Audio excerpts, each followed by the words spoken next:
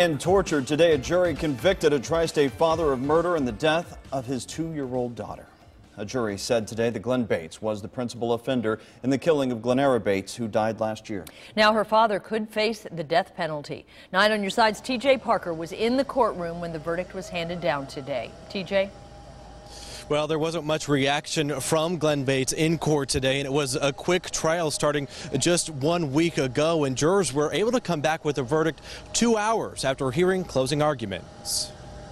I'm sorry for what you had to see and hear in this case. I know it wasn't pleasant. We've learned a week's worth of disturbing details in the murder of 2-year-old Glen Bates. Her father, Glen Bates, was accused of swinging the toddler by her legs into a door frame. Defense attorney Norm Aubin told jurors it's possible he dropped her and didn't mean to kill her. What we believe the evidence showed you is Mr. Bates is not guilty of aggravated murder. Prosecutor Mark Pietmeyer says the child's injuries were more serious than injuries sustained from an accident. After receiving this type of trauma, you're not going to be crying, you're not going to be eating, you're not going to be walking, you're not going to be doing anything. All you're going to be doing is dying.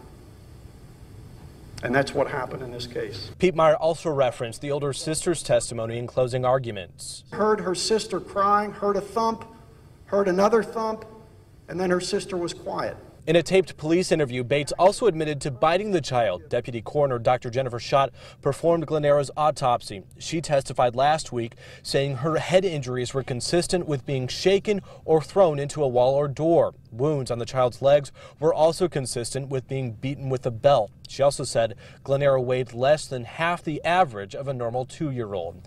In the end, jurors decided to convict Bates for the murder of his young daughter. Now the sentencing phase is set for Wednesday. Bates could face the death penalty. As for the child's mother, Andrea Bradley, she is also expected in court later this week. We're live downtown. I'm TJ Parker, 9 on your side.